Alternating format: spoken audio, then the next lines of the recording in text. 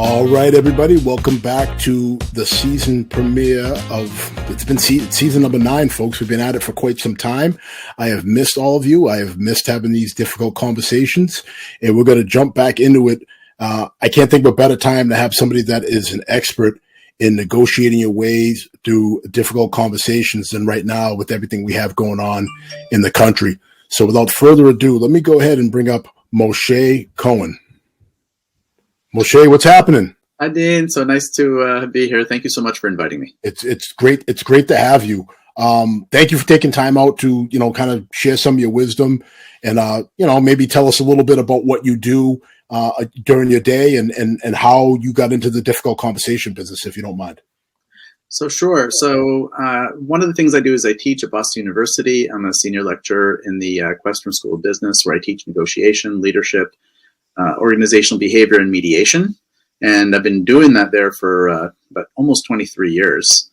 And I also do a lot of teaching and training in companies worldwide, mostly in negotiation and leadership, but also difficult conversations and influencing skills, leadership, and communication. So lots of different subjects, all related to helping people work more effectively with other people.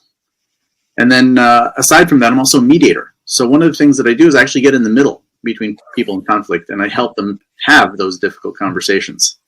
So I got to ask, so how did you get into this? Like, what made you decide that this was the business to be in? What's your background?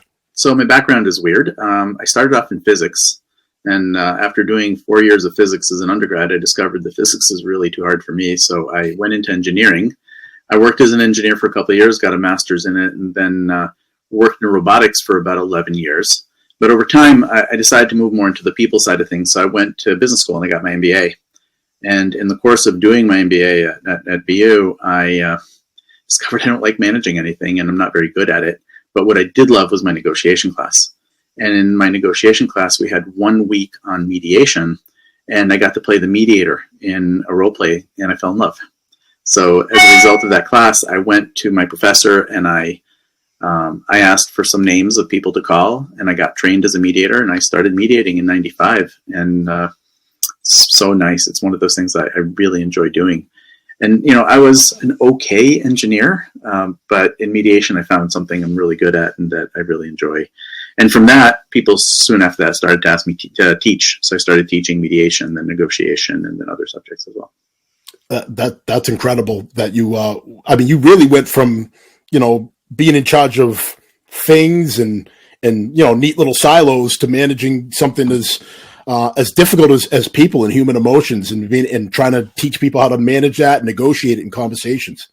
Yeah. It was an interesting transition. I took my first negotiation class because I felt like I was a bad negotiator. And then it turns out I wasn't.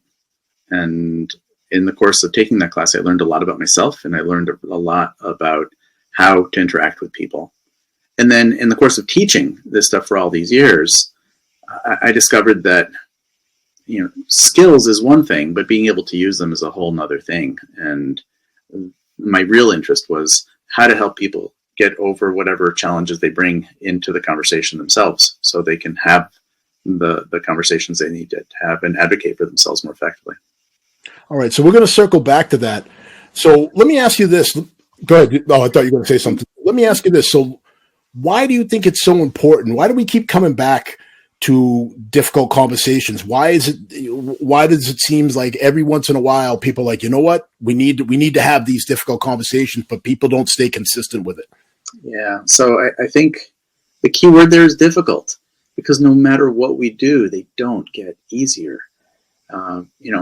As a former roboticist, I feel like people are annoying. Robots basically do what you tell them, and if you don't need them, they sit there quietly and don't do anything. But people interact with each other all the time, whether it be our family members, our friends, our coworkers, people on the street. We rub up against each other all the time, and we do things that get on each other's nerves. And the problem is that very often that leads to conflict, and a lot of people are uncomfortable with conflict. And when you're uncomfortable with conflict, it brings up some of the normal fears that people have, right? When people engage in these kind of conflict-ridden situations, they bring a lot of fear into it. One fear is that something bad might happen. right? If I engage in this conversation, the person might take some action against me. They might retaliate, right? They might hit me, right? So, or we're worried about relationship damage. If I bring this up with this other person, they won't like me anymore, or somehow will damage the relationship. And another fear that people bring into it is a fear of emotional pain, right? What if I bring up this thing and the person starts to cry or stands up and yells at me, and I'm going to feel bad? So because we're afraid of something bad happening, damaging relationships, and feeling bad about the situation or making someone else feel bad, we tend to really feel uncomfortable about these conversations, and yet they're absolutely essential in order for us to function alongside and with other people. Well, let's dissect what you just said a little bit. So let's talk about each piece of the negotiation. So when you're in these negotiations, I mean, have you been involved in circumstances where you're the middleman and now people are crying and the emotion becomes overwhelming? If you've been involved with that, if you could share a little bit about it, and then how do you negotiate that? How do you get things back on track? So, as a mediator, being in the middle, it's actually easier because I'm not involved in the emotion. I'm there for the process and I help them out. So I have this sort of calm center that helps me manage the situation. And typically what would happen is if a situation escalates that way, I would separate the parties and I'd talk to each of them separately, give them a chance to regroup emotionally when they're not faced with the other party, ask them open-ended questions to get them to talk about why things are as emotional for them, what's going on for them, what they need from me or what they need from the process in order to participate fully in it. And you do that with both parties, and you do that enough, and people get to a better place where they can now talk in a more rational way with each other. And it's not that emotions are bad, right? Emotions just are. We are basically emotional creatures. It's when we don't know how to deal with them, or we don't know how to have conversations with those emotions in place, that's when things get difficult. And that's where I as a mediator can help. What's more difficult actually is when I'm one of those parties, right? And that happens actually mostly at home, right? Because with family members, you push each other's buttons and you're right in there. Your emotions cannot be parked away somewhere else. You're right there in the ring with everybody else. I have 4 children. I've had four teenagers plus 2 foster kids, so 6 teenagers. And going through that with all of them, things get very volatile. There's tears, there's crying, there's yelling, there's storming out. And now I'm not this neutral party that has a calm center. I'm one of the parties. And then the hard part is, how do I calm myself down? How do I calm them down? How do I restore the conversation to a way that is productive?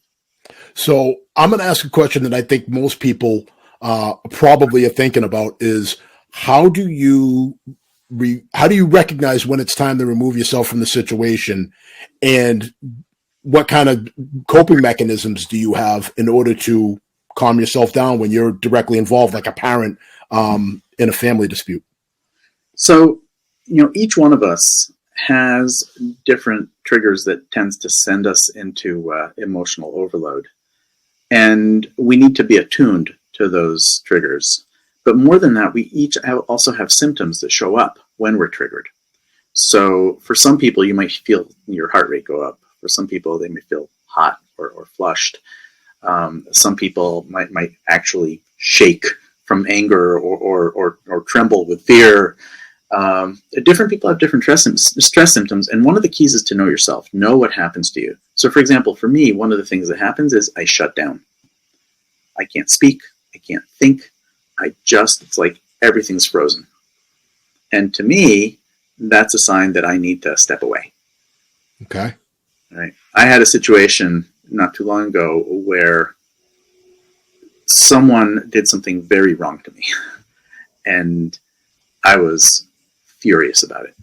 And I remember my daughter was visiting at the time, and she said, "What are you going to do about it?" And I said, "Nothing for the next 2 hours because I need to calm myself down." But I was actually shaking. I was so angry. And, you need to try to be more attuned to what happens to you in the moment. I really believe that life happens in moments, and we can be perfectly fine, and then something happens in a moment where we lose it. And in those moments, we need to be attuned to what happens to us specifically, and it's going to be different for each person. what happens to you when you get angry? What happens to you when you get frightened? And, you've been around long enough that you've been angry and you've been frightened and you've been overwhelmed. You can identify, if you think about it for a little bit, what are the typical things that happen to you? What's your go-to in terms of stress symptoms? And then once you identify those, try to be attuned to them. So when they happen, the first thing you want to do is stop and slow down, because it takes time for your thinking brain to catch up to your emotional brain. And you need to slow down enough so your thinking brain can catch up and you can respond to the situation rather than react. Bad things happen when we get reactive. And good things happen if we can slow down enough that we start thinking rationally. I'll give you a quick example. Did you ever get an email that just was completely overwhelming or infuriating? Once or twice. Yeah. So what happens to me is I open that email and I'm like, and I close it. And then I come back an hour later and I open it again. I'm like, and I close it.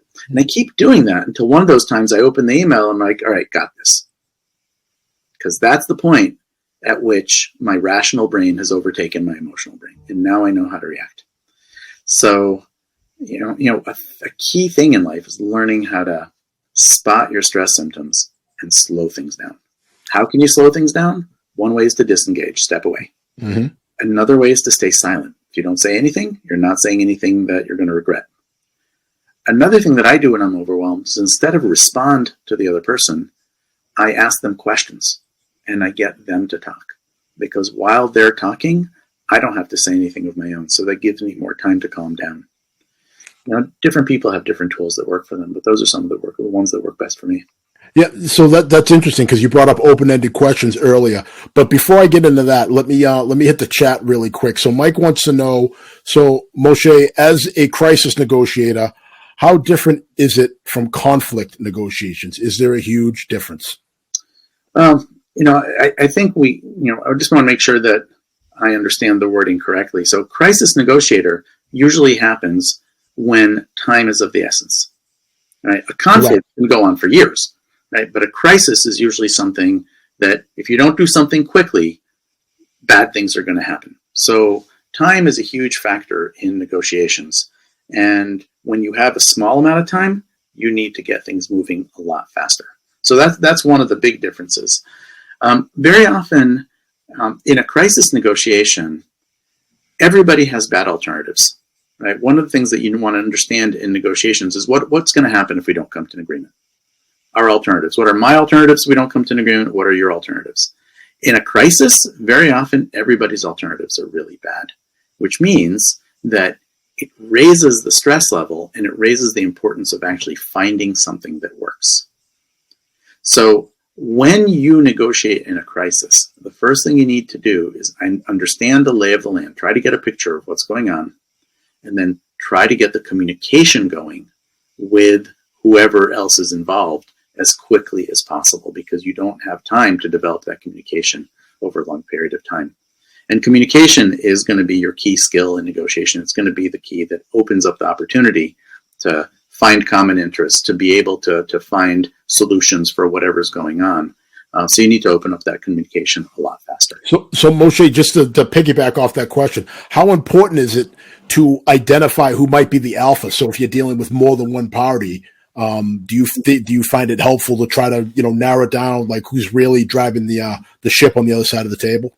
Whenever you're negotiating, and that's not just during crisis. I mean, this could be just in a regular business negotiation. You always want to identify the decision makers, right? And it could be one, it could be several, but you want to identify who's really making the decisions, because otherwise you spend a lot of time and a lot of energy and effort negotiating with the people who aren't in a position to make the right decisions, so the people who don't have the ability or the authority to make the decisions that need to be made. So yeah, no, absolutely. And one of the ways to probe that, again, keep going back to that, is the open-ended questions. You ask people questions and you hear what's coming back. And if the person really doesn't have the authority, or they don't know what's going on, or they have very limited insight, you're going to be able to tell from the questions that maybe they're not the best person to talk to. Awesome. All right. I got another question I want to hit you with. Do you find it difficult to remain emotionally detached as a mediator? So could you talk about that a little bit? So the answer is no. But I've been mediating for 27 years. right? For me now, mediating is like breathing. And what I love about mediation is that because it's not my conflict, I can focus 100% on the process. And that wasn't the case when I started. When you start mediating, you get very emotionally involved. You want to help the parties out. You want to make sure that nobody gets hurt. And you realize after a while that the more you worry about what the parties are doing, the less you have energy and focus to worry about what you need to do, which is manage a good process. Right? I can't make the parties do anything, and that's not my job. My job is to create a process for them where they can do it for themselves. So over time, as you practice mediating, you become more and more focused on the process and less attuned to what's going on with the parties. Now, having said that, I'm not a robot. There are situations that are difficult for me. So I don't do family mediations. I used to do that for a while. And one of the things that gets to me is kids. When people are doing things in the mediation or making decisions that are harmful to their kids, that was hard for me not to get emotionally involved with that, because as a parent and as a caring human being, I care about children. And if I see people doing bad things for their kids for their own benefit or just because they're angry with each other, that was hard for me. So that was harder for me to detach. And one of the decisions I made was that I don't really enjoy doing that kind of mediation. Well, can I ask you, so how did you negotiate that? I mean, obviously without, violating the sanctity of what you were doing. Tell us a little bit about that. Like, how do you not get up from the table and really start pointing your finger at people if there's one party that seems to be using their kids as leverage more than the other? So the first thing is you need to manage your own emotions, and you got to focus on your job. It's like anything else. I have to focus on my job.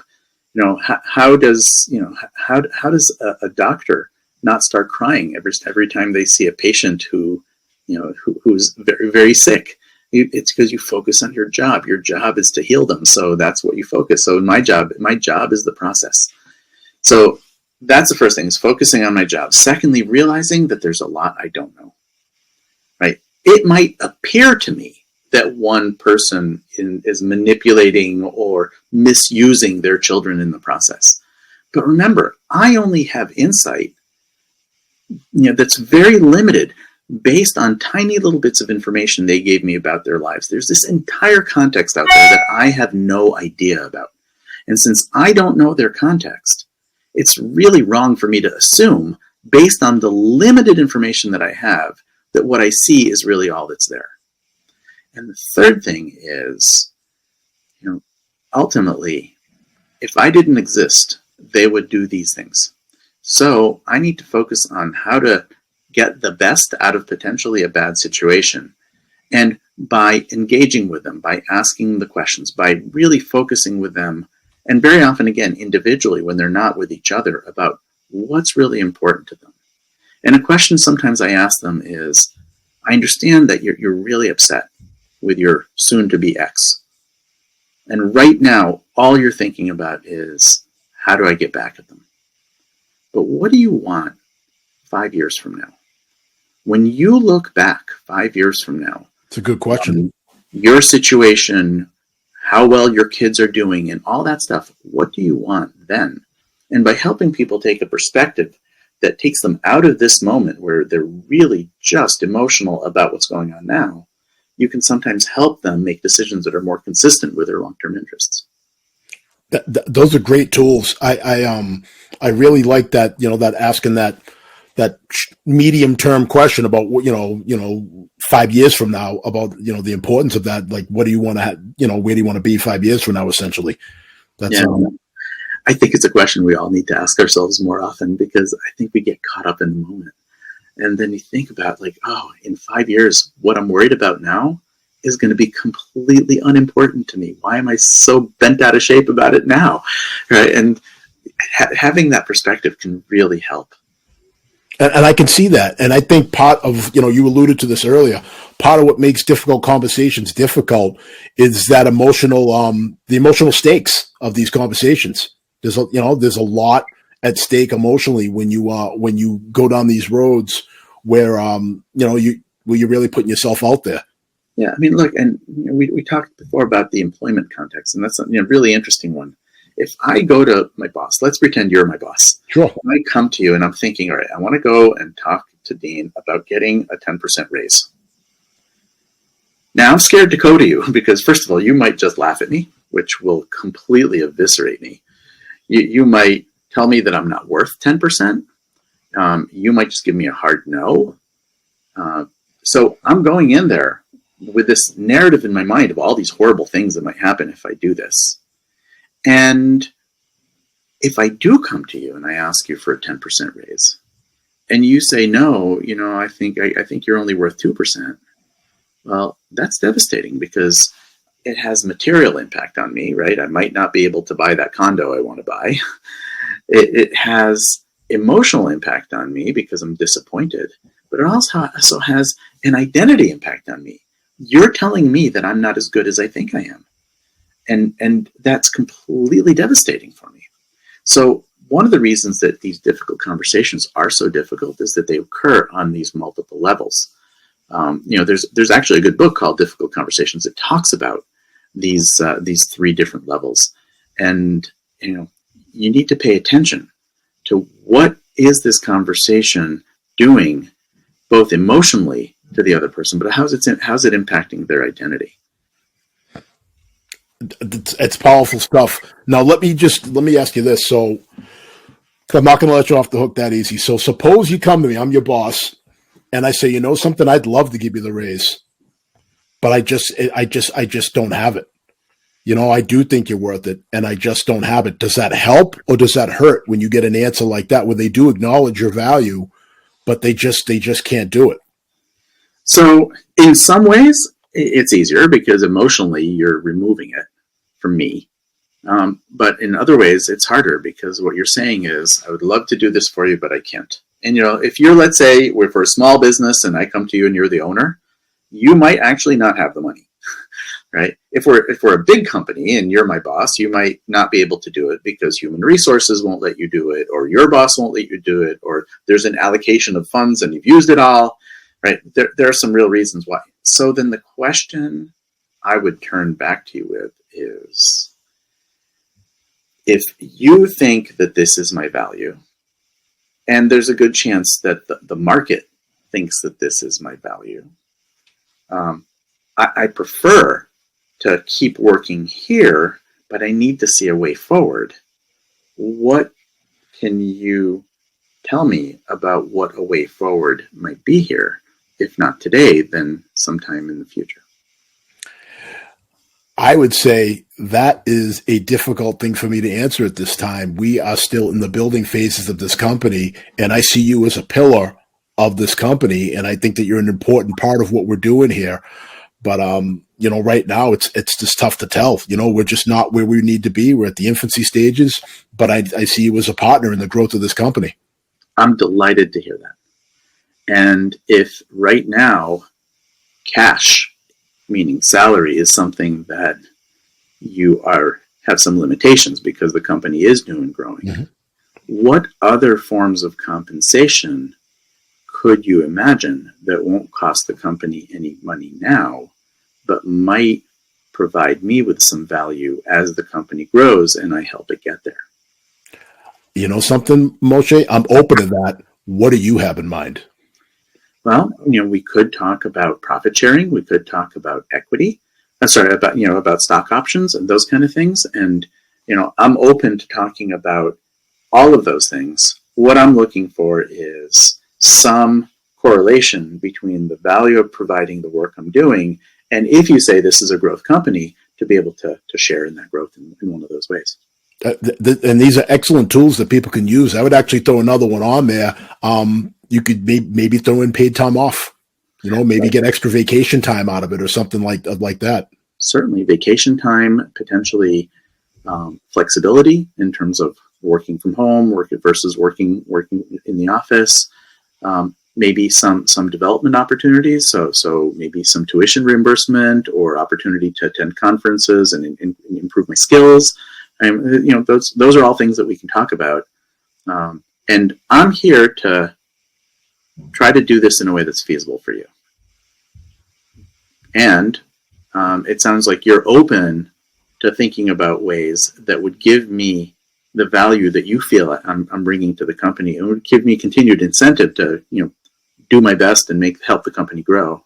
But we just need to find one, mechanism that works for both of us. And that's a beautiful thing there. End of exercise. Now I'm Dean again. Just regular Dean again. So those are excellent tools, because you're telling people, when you're going in there, and maybe you go in there and you're thinking dollars and cents, but there's other ways that you can walk out of that meeting with and having created more value for yourself, if you're open to it. Okay. I mean, it could be something as simple as a bonus that is tied to some performance indicators for the company, right? Like you need to broaden your thinking. Right? Very often when I come in there, I've been thinking about this 10% raise for so long, that's the only thing I have in my mind. But in a way, 10% isn't meaningful. Why not 11? Why not 9? I mean, it's an arbitrary number. There are things it stands behind, right? I need to make enough money to cover my bills. I need to make enough money that I feel valued, and I need to see some sort of future and to a link between what I'm doing and what I get for it.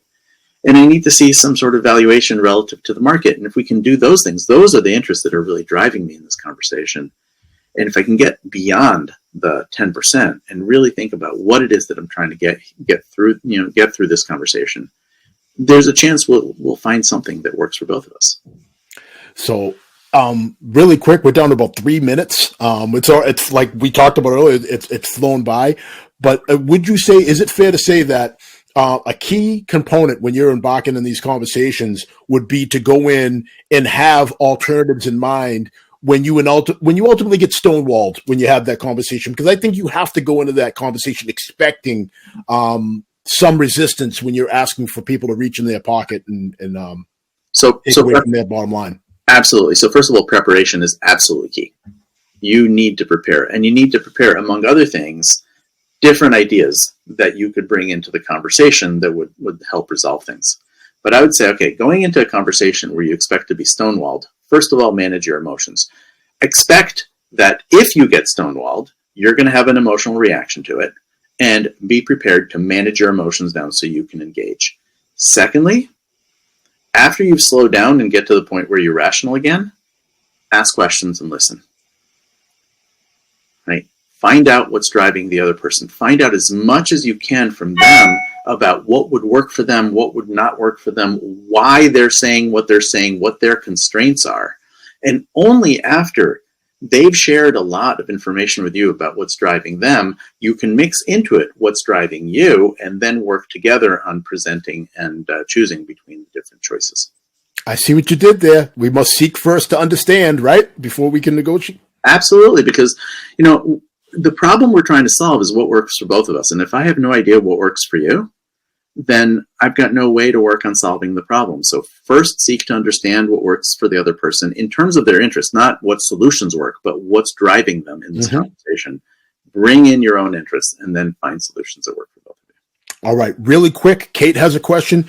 At what point does your perspective taking / understanding of the other party's experience start to overtake your own position?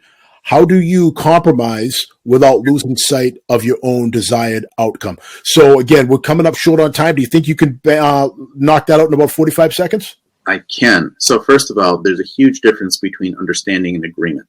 So I can understand you without agreeing with anything you say. I don't actually talk about compromise at all. We're not compromising. What we're doing is we're understanding where the other person's coming from, and then we're seeing if there's a match between that and where we're coming from, so there's a solution. And remember, sometimes there's no solution. You have to actually walk away.